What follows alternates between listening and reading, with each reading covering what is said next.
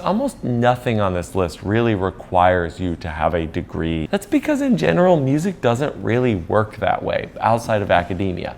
People just want to hear you play and see your personality and see if you're a professional. What are some ways to make money in music? I'm Robert Monroe. I've been a piano player for 28 years. I've been a professional musician basically for close to 20 years.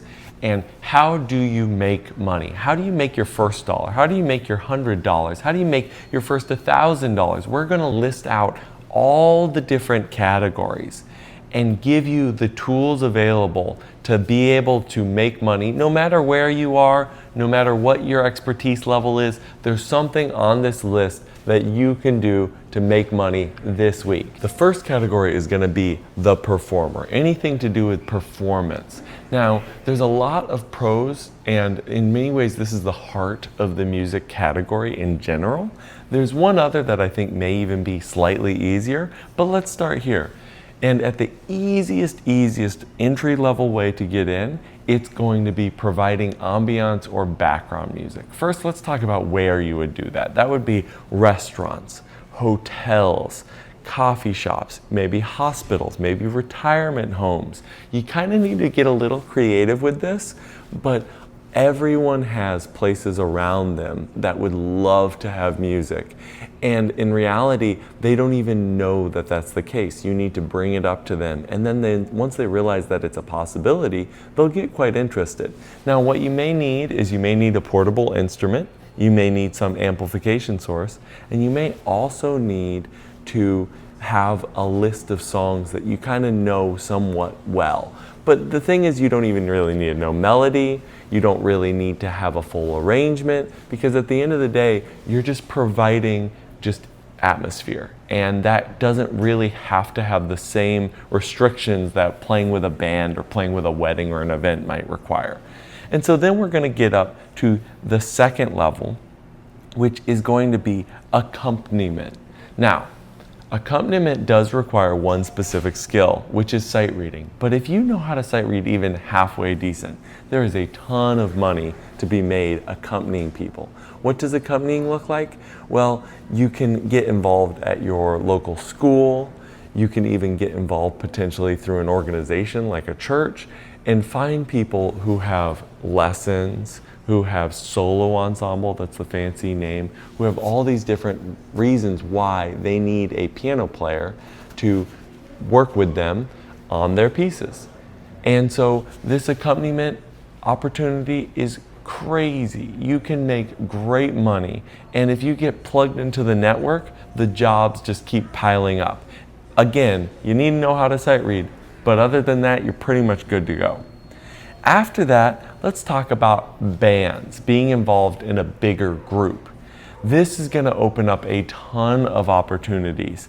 First of all, it means that you're not necessarily in charge of booking everything. When you're doing background music, you're probably going to have to go and get every single one of those jobs.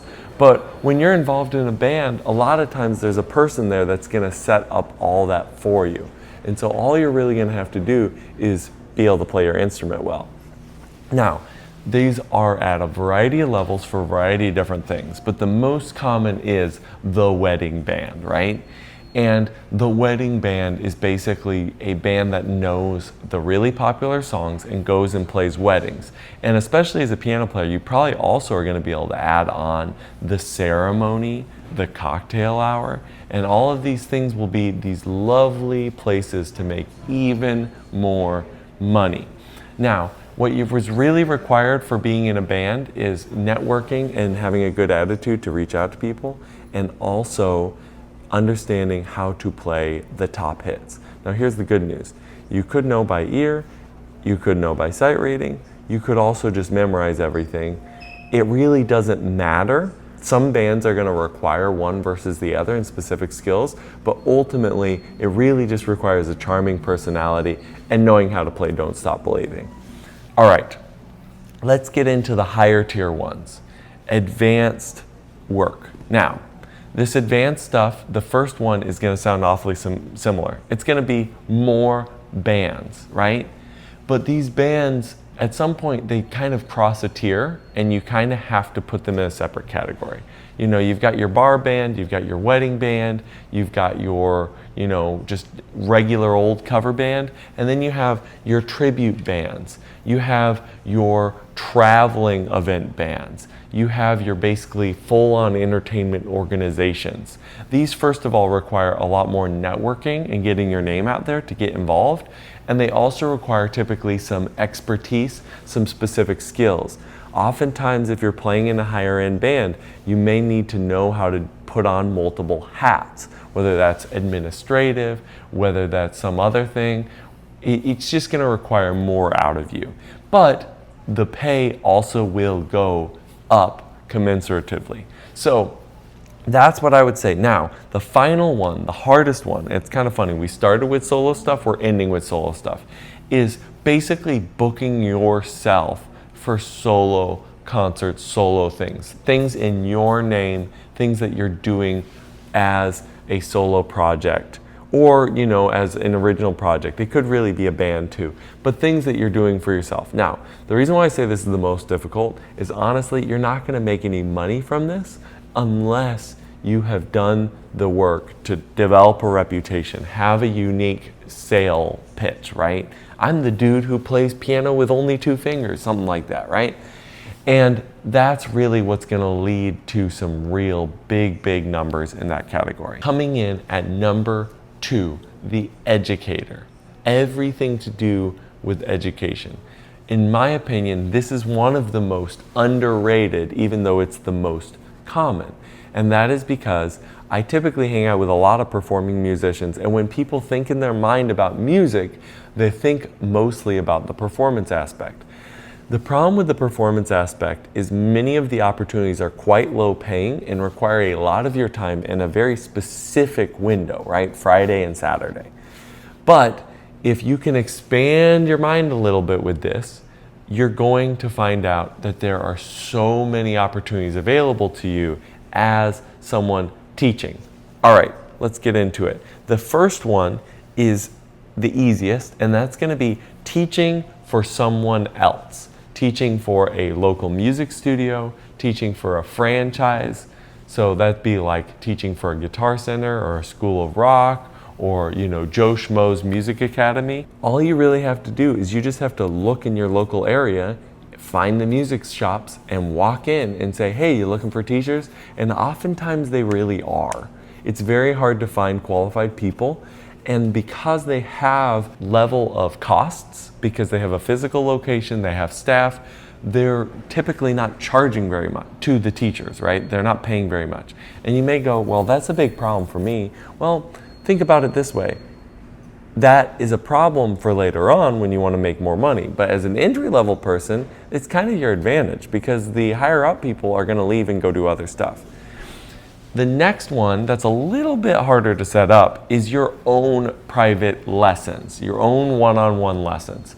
Now, the cool thing about this is you get to keep 100% of the money you make, sans, you know, taxes and all that other stuff. But you do get to keep most of the money and you get to charge whatever you want. But the problem is it's going to require a significant amount of effort to go through and actually network to the point that you have the students that you want.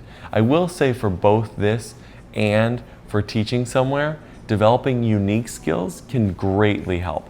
Whether that's learning a unique instrument, being flexible and learning multiple instruments, having a little bit of jazz under your belt, all of these things can really help. As we keep going and more complicated, we have group classes. You're gonna make more money per your time, but it's harder to manage. You may have to lesson plan. It just gets a little more complicated. Then we go to online. The cool thing about online is from an actual day-to-day standpoint, it's even easier than teaching in person. But from a setup standpoint, it's going to be a bit harder because you're going to need to understand the technology and you're also going to network even that much harder to be able to actually get online lessons. Because if someone knows you in person, they're probably just going to want to take from you in person. And so to develop that network and that reputation to be able to get people online is going to be quite challenging. And then we start to get more difficult, starting very high up on that list. And that's stuff like creating and selling a course. That's some passive income. I hate that word. I don't actually think passive income really exists. But the idea is you're kind of storing up the time you spent, right? Because you spend all this time setting up the course, and then all you have to do is put up the website and market, and it's not as like one-to-one. That's what I think about. You know, the category people call passive income is really taking your time and liberating it from that one-to-one exchange. Ultimately though, the most difficult one, and yet it's quite lucrative, is to become a full-blown music professor, music educator, right? This is going to require getting degrees, accreditation. And if you notice, almost nothing on this list really requires you to have a degree or have accreditation, have some piece of paper telling people how good you are. That's because in general, music doesn't really work that way outside of academia. People just want to hear you play and see your personality and see if you're a professional. All right, now let's go into a third category. It's a little bit smaller of a category, and that is the studio or session musician. So this is somebody who's recording music for other people, kind of acting as a conduit for that. Very quick, down and dirty list. We got two. One's a little easier, one's a little harder. The first is going to be just setting up remote session work. You got to have a little bit of technical expertise to be able to record your instrument at home. But after that, you can just chuck it up on Fiverr or any of the websites. You throw up a note on Facebook and you're off to the races. You have a halfway decent network. You'll be playing guitar on whatever person's album. The thing with that is you need to set your prices, and that takes a little bit of nuance, but just trial and error. You know, maybe set it too low at the beginning, play a couple times, get some experience under your belt, then be able to throw that experience up as a resume, and then you're off to the races. The second one is going to be actual in-person, on-call recording session artist. Now, this is going to be a little bit harder to set up and location dependent, and it's going to require you to develop a reputation and a network. And honestly, if this is even your main goal, I wouldn't start with this being your main goal. I would think about getting yourself good in with the performing scene, and then you will naturally almost find opportunities. There is another way in though that we'll talk about a little bit later. Which brings us to category number 4, which is the creator. These are jobs that have to do with making things and then going around and selling them for money. The easiest one to set up for this is going to be selling sheet music. And again, kind of like the accompanier, is that a word? Accompanist at the beginning of the list. This is going to be a category that if you know how to read and transcribe and notate is a breeze. If you don't, just stay away, and that's fine.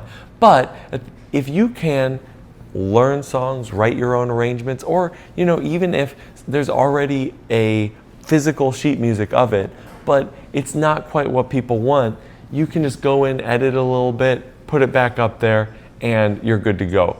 This is a very down and dirty way you can get the business set up really quick. My only worry is I'm not necessarily sure, unless you're doing it on a commission basis, you're really going to be making very much money from it, but it is a place to start. You definitely can get some momentum right away setting this up. Second is going to be music production or beat making.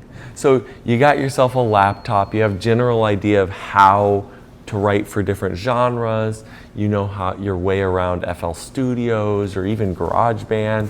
You can get at least some business by just writing some beats for people, doing some basic music production. It's not actually as hard as you think. Some of the other processes later on, like mastering, can get quite challenging, and being really good at it, of course, is actually quite challenging. But to get started, to make a little bit of money, to help your friends, not too hard. The YouTuber, the online influencer, the content creator. Why is this challenging? I'm sitting here, I only have an iPhone. You could just get started super easy. People typically put this at the beginning of their list saying this is the easiest thing ever. Guess what? To actually make money on it is quite challenging. Because first of all, you need to have a knowledge base already. So you need to know something besides YouTube or social media. Then you need to be able to make content, which is not easy and takes a lot of time. And then finally, you actually need to know what the platforms are looking for and sponsors are looking for to the point that you actually can make money from it. So it's not as easy as you think. Then we have, at the most difficult, we have composer for film, TV, video game, basically composer for hire. The challenging part about being a composer for hire is honestly networking. It's not actually that hard to do if you are any good at writing music, but to network, to get to the point that you can do it, is very hard because again, just a ton of people want to do it, and the amount of work there is that has pay involved with it versus the amount of people doing it is kind of mind-boggling. We got, a couple jobs over here and hundreds, if not thousands of people over there trying to do it. And so you need something to set yourself apart, and ultimately that's going to be a relationship, knowing somebody on the inside. Let me talk to you about some of the opportunities outside of your normal things you're thinking about, but are still music related and can help you get to where you want to be. And this is category 5. I'm calling this beyond the bench, right? The very easiest one would be a runner or a gopher. This is someone who basically goes and gets people coffee. They go and, run and get this cable, run and get a tie. And you can do this for high-end entertainment organizations. You can do this for recording studios. You can do this for venues. You can do this for bands. You can really do this for whoever.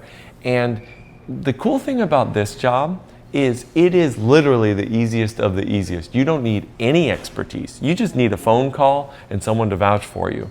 But it's a great place to be because you're in the room. And if you're in the room, you can be learning and you also can be set to leverage those networks and really get something set up for yourself. This is also a great way into recording studios. Just being that person in the room may get you to where you want to be. I'm going to list these next two in kind of the same intermediate category, and that is piano tuner or technician. Just a general technician too. You could do it for guitar, you could do it for any instrument. And at the same time, audio engineer, mixing, that whole thing. They're on the same tier because you do have to require a very specific skill set to get in, and that's going to require a few months. But in terms of actually getting out there and making money, it is the easiest thing in the world because everybody needs a piano that needs to be tuned, and everybody needs a soundboard that needs somebody behind it to mix for it. And so I would highly recommend, that's one of the other reasons I want to put these so low, is I would highly recommend going and learning how to do sound or learning how to work on instruments because it's such a good fallback. No matter where you are, no matter what you want to do trying to make money in music, there will be a way to make money in music if you know these basic skills. Then we can get into music related writing. This is people writing about music. So blogging, whatever. Again, totally can work. It may be doing album reviews. It may be, writing up concert reviews, just your thoughts about music, how to be successful in music. The easiest way to make money in music is to tell people how to make money in music, right? That's that old joke about pyramid schemes, but it's true. It's true. A little bit more advanced because it's going to be hard to get into it because of networking. And staying on top of it's a little bit hard, but it is a lucrative, great profession, is a booking agent or a talent buyer, right? Those are two sides of the same coin. The talent buyer is for the venue, the booking agent is for the band reaching out. In many ways, probably being a talent buyer is a little easier because you're effectively the person that is buying the bands, and so you're the one with the money per se. But at the end of the day, this is someone who is going to need to have amassed a large network and also have some degree of understanding of marketing and business to understand, is this a good opportunity? Is this a good fit? Finally, at the most difficult would really be the music therapist. Now, to do this at all is quite easy, and in many ways, at the very beginning, the ambient music, you're being somewhat of a music therapist, but I mean the actual job of being a music therapist. This is going to require a degree, right? But once you have that degree, you are going to basically be set for a job that's actually quite in demand, and there's not a ton of people who go through and get the qualifications. And so I wanted to throw this on the list to really give you something that you can latch on to as well. Okay, I've been holding out on you. I will admit, I have one specific, unique, niche job that to me is at the top of the categories of all of them. But it's a mixture of a bunch of things, and so I want to put it in, and that is working for a church. Playing for a church. I think that this is a huge hack that most musicians don't know. They got Friday and Saturday all booked up. They're like, how do I make more money? Sunday mornings. And this may sound a little cynical. I am a religious person. I think it's important to help the church no matter what. But at the same time, even if you're not religious, I highly recommend it. You're going to meet some amazing people. You're going to meet some amazing musicians. And you're going to be making some good money on a day you typically don't make good money. Which of these other jobs that I've already talked about would I recommend just getting into just to get your feet wet, start making a few bucks, and then not have to sign up to be part-time at Starbucks? Let's go category by category. In the performing category, I would think about just signing up for a band. Bands are always asking for people. Try to be a little discerning. You don't want to get in anybody's band, and don't be afraid to bail on them. I know it's kind of in bad taste. Let me tell you, if you're in a big area, there's plenty of fish in the sea. So just pick a band, try it out. If it's not for you, just be kind about it and move on. In the educator category, just go sign up to teach at School of Rock or at Guitar Center. It's not glamorous, but again, you can quit when you need to quit. And at the end of the day, you're going to get as well some teaching experience and understand in a structure that's way less intimidating than other places. For studio and session musician, I would actually recommend something I said later, which is be a gopher, be a runner. And the creator or the creative part, try your hand at beat writing, do some music production, and things outside of music but still music related. I would highly recommend learning how to either do audio engineering, so mix and master, or piano technician.